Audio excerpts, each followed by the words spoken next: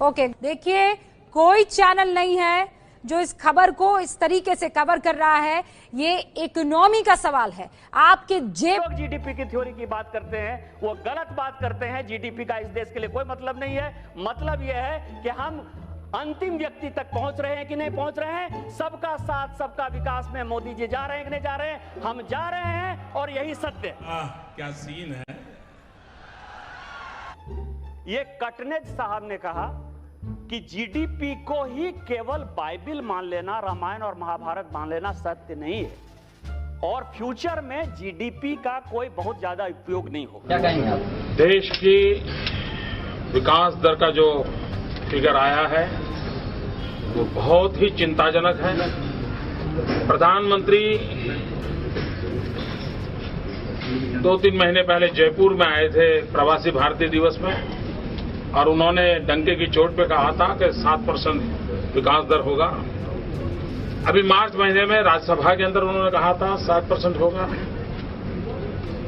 यानी मार्च महीने तक अनुमान भी नहीं था भारत सरकार को कि क्या हालत होने वाली है और कल जब पता चला कि इतना नीचे गिर गए। मैंने कहा हिपोक्रेसी की भी सीमा होती है। देश की अर्थव्यवस्था अपने सबसे बुरे दौर से गुजर रही है।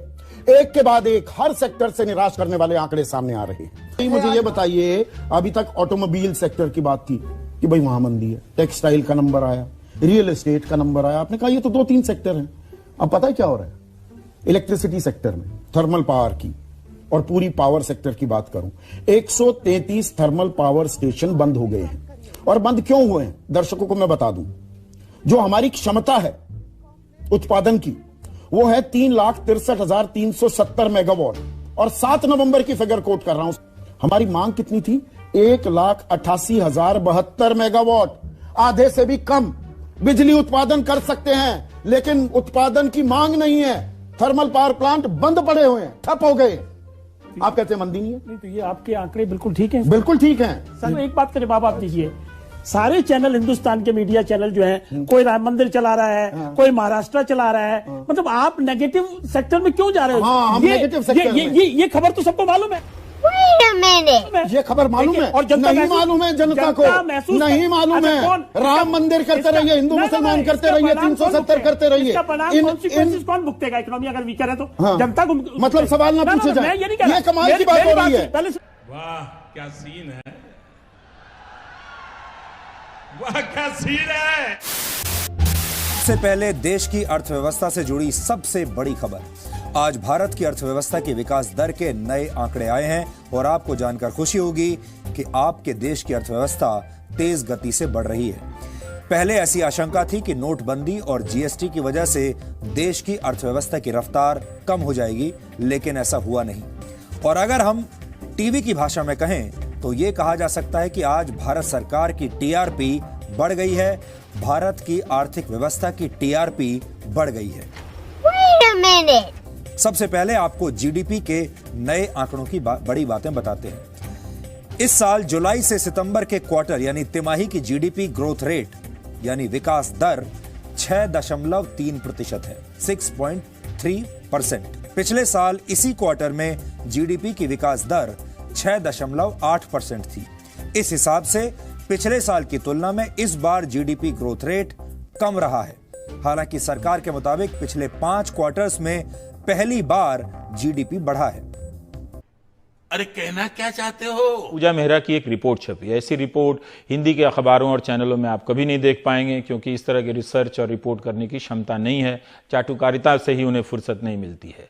पूजा मेहरा ने सरकार के बनाए एक टास्क फोर्स की रिपोर्ट का अध्ययन किया और इसके आधार पर पूजा मेहरा की रिपोर्ट कहती है कि नोटबंदी के बाद कंपनियों के निवेश में 60% की कमी आ गई। 2016-17 में कुल निवेश 10,33,847 करोड़ का हुआ था, जो 2017-18 में यानी नोटबंदी के बाद सीधा घटकर 4,25,051 करोड़ पर आ गया। सरकार के एजेंडे में सुधार, आर्थिक सुधार सबसे ज्यादा इंपॉर्टेंट है। तो वित्त मंत्री निर्मला सीतारमण इस वक्त देश को ये बता रही थी कि अभी तक जो फैसले लिए गए हैं वो आने वाले वक्त में देश के लिए बढ़िया साबित होंगे।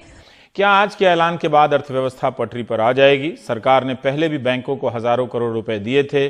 कितना लोन कम हो जाएगा? आपकी ईएमआई में क्या 400 रुपए कम हो जाएंगे तो क्या आप लोन लेने लगेंगे? क्या लोन के लिए बैंकों के पास पैसे हैं? ये सब अब आने वाले समय में देखा जाएगा। टेक्सटाइल सेक्टर में भी रिफॉर्म हुआ था, आप याद कीजिए, मगर उसका लाभ नजर नहीं आया। पहले भी बैंकों को पैकेज दिए गए, उसका लाभ अभी तक नहीं दिखता नजर आ रहा है। अर्थव्यवस्था के संकट की खबरें अलग अलग सेक्टरों से आ रही हैं। यह भी पहली बार जैसा है जब अलग अलग सेक्टर के लोग अखबारों में विज्ञापन दे रहे हैं कि उनके यहाँ संकट गहरा गया है। आपने इंडियन एक्सप्रेस में नॉर्दर्न इंडिया स्पिनिंग मिल के विज्ञापन देखे होंगे। लेकिन आज जरा बात इसी पर हो जाए। सवाल यह कि क्या देश अर्थव्यवस्था के सबसे बुरे दौर से गुजर रहा है? क्या इस हालत के लिए कांग्रेस जिम्मेदार है? मेरा सीधा सवाल यही कि आज अर्थव्यवस्था के हाल पर क्या कांग्रेस जिम्मेदारी लेगी? और सबसे बड़ी आर्थिक बदहाली क्या कांग्रेस की नीतियों का नतीजा है?